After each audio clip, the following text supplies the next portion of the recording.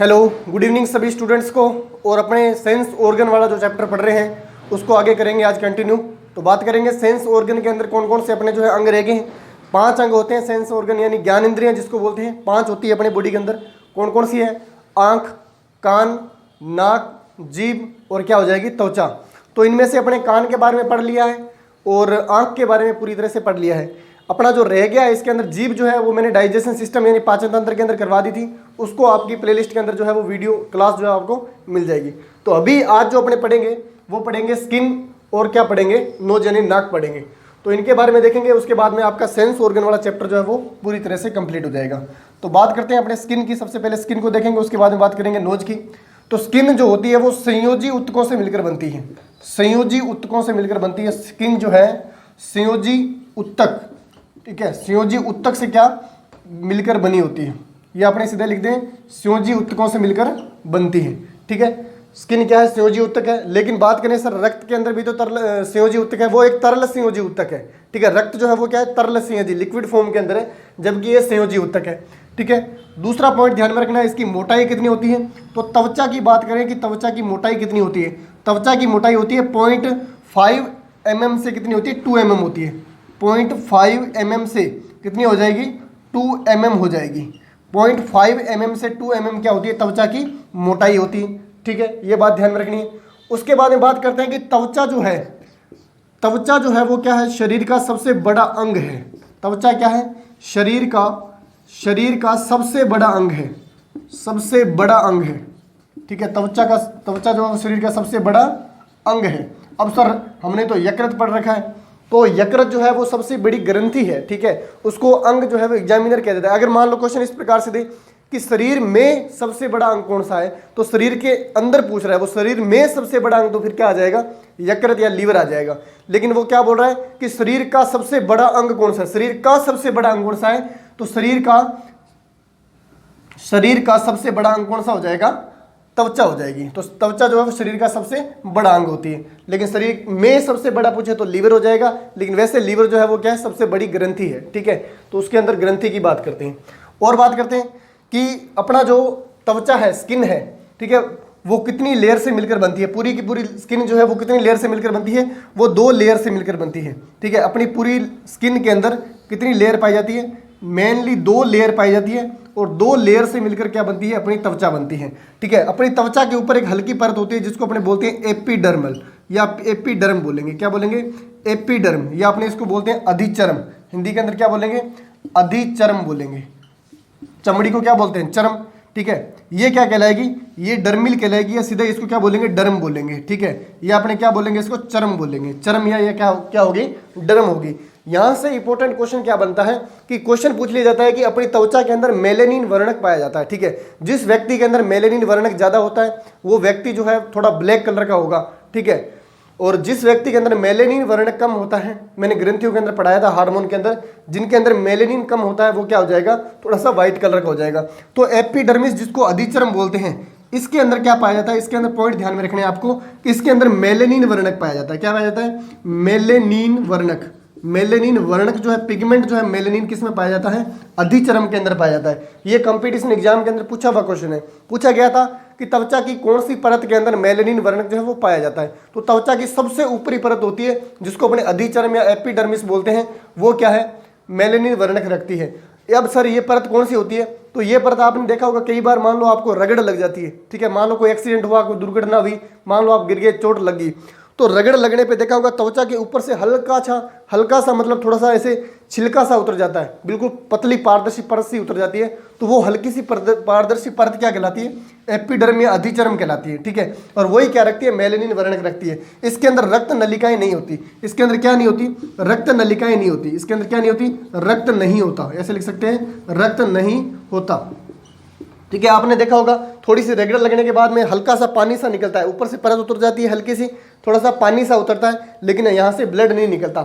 ऊपर रगड़ लगने की बात कर रहा हूँ मैं। ठीक है, तो यहाँ पे क्या नहीं होती? रक्त नलिकाएं नहीं होती। और क्या है?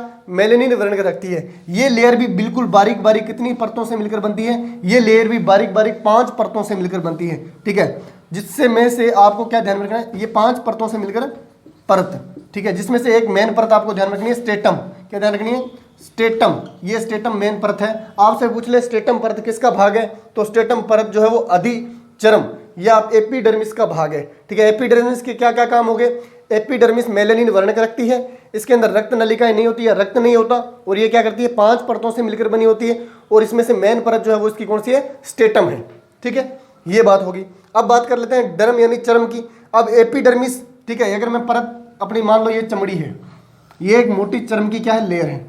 इसकी हल्के वाली ऊपर वाली परत जो वो क्या है 5 परतों से मिलकर बनी हुई है, जिसको अपने क्या बोला है, अधिचर्म बोला है। इसको क्या बोला है, अधिचर्म बोला है। ठीक है, ये 5 परतों से मिलकर बनी हुई, इसकी मेन परत स्टेटम हो जाएगी। ठीक है, ये इस प्रकार की बिल्कुल बारीक बारीक परत है, और इसके अंदर क्या नहीं पाया जाता, रक्त नहीं पाया जाता।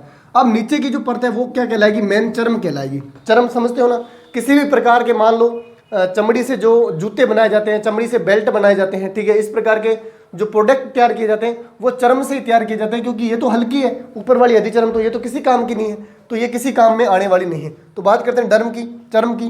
तो चर्म क्या करती है, इसके अंदर पाए जाते हैं बाल के, बाल जो होते हैं या रोम अपने बोलते हैं, बाल या रोम, वो किस में उगे हुए रहते हैं, चर्म के अंदर उगे हुए रहते हैं। ठीक है, दूसरा ध्यान में रखना, ये कितनी परतों से मिलकर बनती है, 2 परतों से मिलकर बनती है, 2 परतों से, 2 परतों से मिलकर बनती है। और वो 2 परतें कौन कौन सी है, तो एक तो है पेपिलेरी, कौन सी है, पेपिलेरी, एक तो होती है पेपिलेरी परत जिसको या मांसपेशी भी बोलते हैं। ठीक है, और एक होती है वलकुट, वलकुट परत भी बोल देते हैं इसको, वलकुट। ठीक है, वलकुट परत, ये वलकुट ये क्षेत्र होता है, ऊपर मेन पेपिलेरी है, इसके अंदर मेन जो है वो पेपिलेरी परत आती है। ठीक है, ये ध्यान में रख लेना। उसके बाद में और क्या क्या ध्यान में रखना है कि जो भी बेल्ट वगैरह बनते हैं, बेल्ट बनता है, ठीक है, चमड़े के जो भी प्रोडक्ट बनते हैं वो किस परत से बनते हैं, वो डर्म से बनते हैं। ठीक है, यानी चमड़ी से बनते हैं। तो ये होगी अपनी चर्म की बातें। उसके बाद में क्वेश्चन पूछ लेता है कि सबसे मोटी चमड़ी जो होती है अपनी बॉडी की, अगर बात करें कि सबसे मोटी चमड़ी जो होती है वो कहाँ पाई जाती है, तो सबसे मोटी चमड़ी जो पाई जाती है वो कहाँ पर पाई जाती है, वो पाई जाती है हाथ की जो हथेली होती है, ये चमड़ी जो है वो मोटी है। फिर पैरों की जो एड़ियों की जो तलवे हैं, ठीक है, जिसे अपने क्या बोल सकते हैं, पैर के तलवे। ठीक है, पैर के तलवे, तलवे व हथेली, हथेली। ठीक है, पैर के तलवे व हथेली की जो चमड़ी होती है वो कैसी होती है, सबसे मोटी होती है। कैसी होती है, सबसे मोटी होती है। जबकि वहीं पे बात करें कि सबसे पतली कहाँ पे होती है, तो पलक जो है, पलकें, आँख के ऊपर जो पलकें हैं, पलकों की चमड़ी जो होती है वो कैसी होती है, पलकों की त्वचा जो होती है वो कैसी होती है, पतली होती है, सबसे पतली होती है। ठीक है, तो ये कुछ त्वचा के बारे में इंपॉर्टेंट बातें थी। बाकी त्वचा से कोई कंपटीशन एग्जाम के अंदर क्वेश्चन जो है वो बहुत कम बनते हैं, फिर भी बनते हैं। वो कहाँ से बनते हैं मैंने बता दिया। त्वचा क्या है, संयोजी उत्तक है, संयोजी उत्तक से मिलकर बनती है। त्वचा की मोटाई कितनी होती है, 0.5 से 2 mm होती है। अब जीवन काल से भी कई बार क्वेश्चन उठा लेता है, तो जीवन काल भी देख लेना। इसका जीवन काल कितना होता है, 4 वीक होता है, यानी 4 सप्ताह, लगभग 4 सप्ताह जो होती है, सप्ताह है। ठीक है, लगभग 4 सप्ताह है इसका जीवन काल होता है। या आपने क्या मान सकते हैं, 28 दिन का मान सकते हैं। लगभग कितने दिन का मान सकते हैं त्वचा का जीवन काल, 28 दिन का। तो सर हमारे ऊपर तो निरंतर चमड़ी बनी हुई है जब से जन्म लिया है, तो चमड़ी जो है धीरे धीरे इसकी सेल जो है वो डेवलपमेंट होती है। जब अपने नहाते हैं, ठीक है, तो उस दौरान भी चमड़ी उतरती है। ठीक है, किसी भी प्रकार की जो भी एक्टिविटी कर रहे हैं, दिन के अंदर करोड़ों कोशिकाएं मरती हैं और करोड़ों कोशिकाओं का विभाजन से नई कोशिकाएं बनती है। तो इस प्रकार से चमड़ी जो है वो उतरती रहती है। आप 2 दिन से नहाए नहीं हो, 2 से 3 दिन बाद में नहा रहे हो, या मान लो आप बीमार हो गए थे, 2-3 दिन नहाए नहीं हो, तो आप अगले दिन नहाते हो तो देखा होगा बिल्कुल मोटी मोटी परत सी उतरती है पूरे शरीर के ऊपर से। वो क्या है, वो डेड सेल है। ठीक है, अपने बोलते हैं ना डेड सेल उतर रही है, तो वो डेड सेल होती है त्वचा की। ठीक है, तो ये त्वचा के बारे में कुछ इंपॉर्टेंट फैक्ट्स थे, बातें थी, इनका ले लो एक बार स्क्रीनशॉट। बात करते हैं आगे, जो भी पॉइंट रह गए उसके बाद में बढ़ते हैं आगे।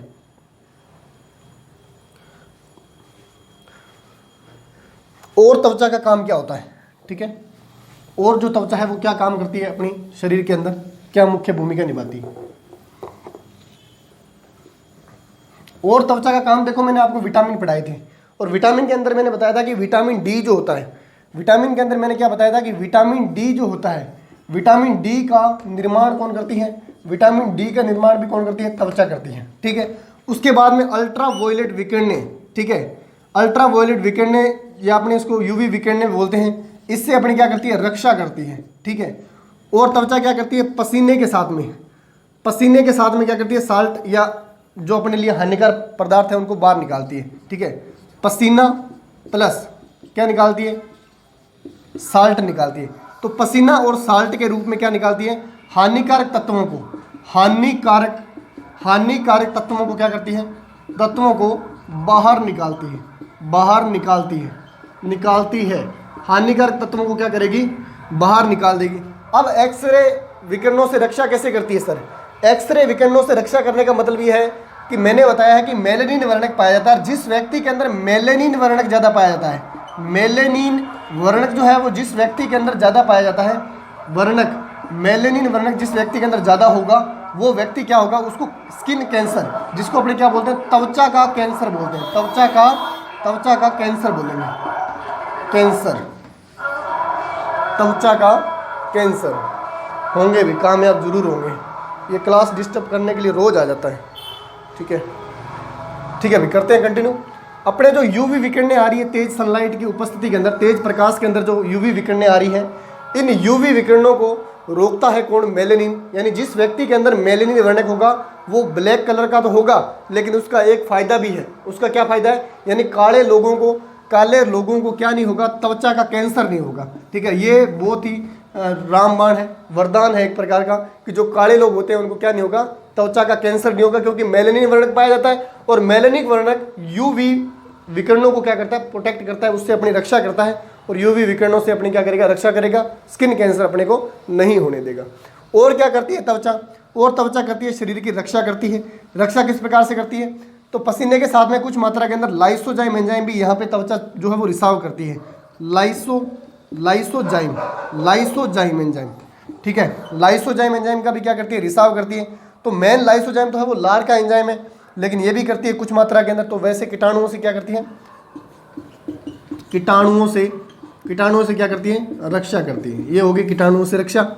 ठीक है, और इसका काम क्या ध्यान में रखना है, विटामिन डी का मेन ध्यान में रखना है। विटामिन डी का निर्माण करती है, यूवी विकिरणों से रक्षा करती है, मेलेनिन वर्णक कैंसर को रोकता है। ठीक है, और पसीने के साथ में साल्ट या हानिकारक तत्वों को बाहर निकालती है। ले लो इसका स्क्रीनशॉट। उसके बाद में बढ़ते हैं आगे और बात करेंगे अगले नोज के अंदर, नोज के वर्क वगैरह देखेंगे कि नोज जो है वो किस प्रकार से काम करता है। ठीक है, सबसे बड़ा अंग है, इसके बारे में विशेष तौर पे ध्यान रखोगे आप कि सबसे बड़ा अंग कौन सा है।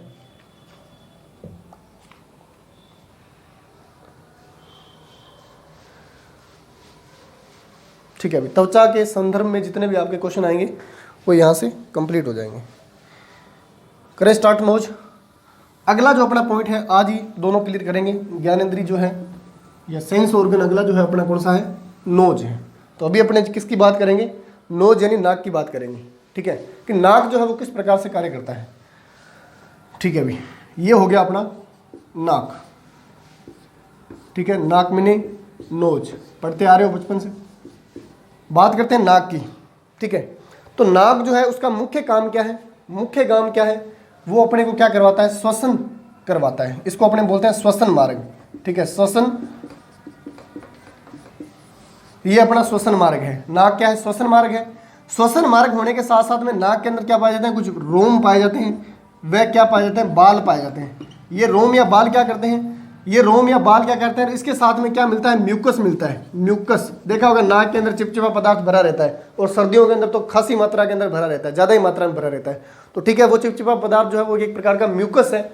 ये म्यूकस ही क्या करता है, आने वाले बैक्टीरिया, आने वाले हानिकारक तत्व, धूल के कणों को रोकता है। ठीक है, दो धूल के कण पूरी तरह से जम जाते हैं, फिर यहाँ से उंगलियां वगैरह डाल के क्या कर लेते हैं, साफ कर लेते हैं। ठीक है, ये प्रक्रिया होगी नाक की। तो रोम क्या करते हैं, हवा के अंदर जो भी बैक्टीरिया आ रहे हैं, ठीक है, म्यूकस के साथ में चिपक जाएगा, और रोम और बाल उसको क्या करेंगे, बड़े धूल के कणों को रोकेंगे। तो अपने आपने देखा होगा सर्दियों के अंदर जो है म्यूकस का स्रावण ज़्यादा होने लग जाता है, जुकाम हो जाता है। वो म्यूकस का स्रावण क्यों होता है, क्योंकि बैक्टीरिया के कारण अपने को जुकाम हो रहा है, और उसी बैक्टीरिया को रोकने के लिए जो अपना नाक है वो क्या करता है, म्यूकस को प्रोड्यूस करता है, म्यूकस का निर्माण करता है। इसलिए अपने को जुकाम लगने के दौरान म्यूकस जो है वो ज़्यादा स्रावित होता है। तो ये मेन श्वसन मार्ग का काम करता है, लेकिन लोग इससे श्वसन के रूप में यूज नहीं करते, उनको मुंह फाड़ के ही श्वसन करना होता है। ठीक है, लेकिन मेन अपना नाक का काम क्या है, श्वसन करना। ठीक है, तो नाक से श्वसन किया करो ज़्यादा से ज़्यादा जितना हो सके। ठीक है, नाक की बात होगी। और नाक क्या करता है, सुगंध के बारे में बात करें, या अपने बात करेंगे गंध को पहचानने का काम करता है। नाक क्या करता है, गंध को पहचानने का काम करता है। और गंध दो प्रकार की होती है, एक होती है सुगंध, या होती है स्मेल जो अच्छी होती है। ठीक है, एक होती है सुगंध, एक होती है सुगंध और एक क्या होती है, दुर्गंध होती है, दुर्गंध। ठीक है, तो एक दुर्गंध है और एक सुगंध है। ठीक है, तो सुगंध और दुर्गंध दोनों को पहचानने का काम करता है नाक। ठीक है, अब दोनों किसके माध्यम से पहचानता है, तो नाक के अंदर ओल्फैक्टिक तंत्रिकाएं लगी होती है। क्या लगी होती है, ओल्फैक्टिक, ओल्फैक्टिक तंत्रिकाएं, तंत्रिका। और ओल्फैक्टिक तंत्रिका के बारे में मैं आपको मस्तिष्क वाले चैप्टर में पूरी तरह से बता चुका हूं। अपनी जो ये फ्रंटल बोन है यानी माथा जो है, इसके जस्ट पीछे की साइड में क्या पाए जाते हैं, ओल्फैक्टिक लोब पाए जाते हैं। और मैंने बताया था ओल्फैक्टिक लोब कुत्ते के अंदर ज़्यादा सक्रिय होते हैं, क्योंकि कुत्ते के अंदर स्मेल पावर जो है वो ज़्यादा होती है सूंघने की।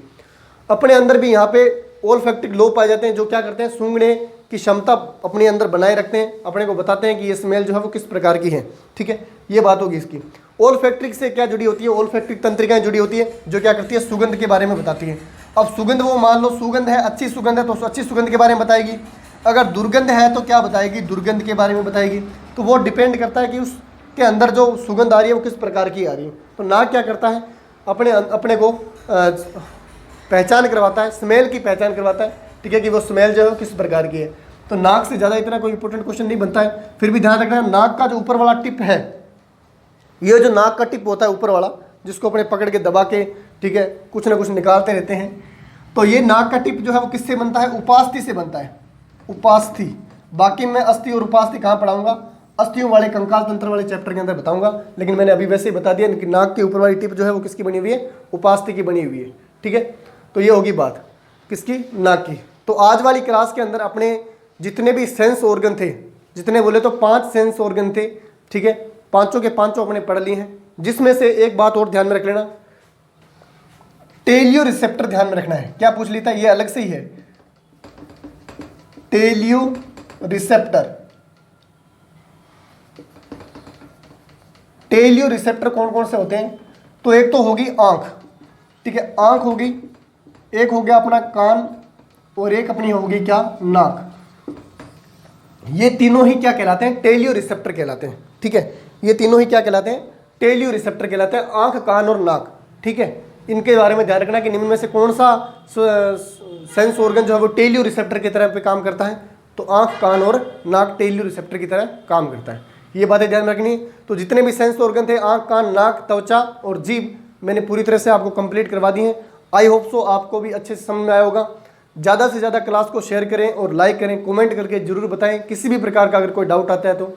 और हमारे टेलीग्राम चैनल से जुड़ने के लिए आप कहाँ जा सकते हो, डिस्क्रिप्शन के अंदर लिंक दिया हुआ है। ठीक है भाई, मिलते हैं नेक्स्ट टॉपिक, नए टॉपिक के साथ में नेक्स्ट क्लास के अंदर। थैंक यू सभी को।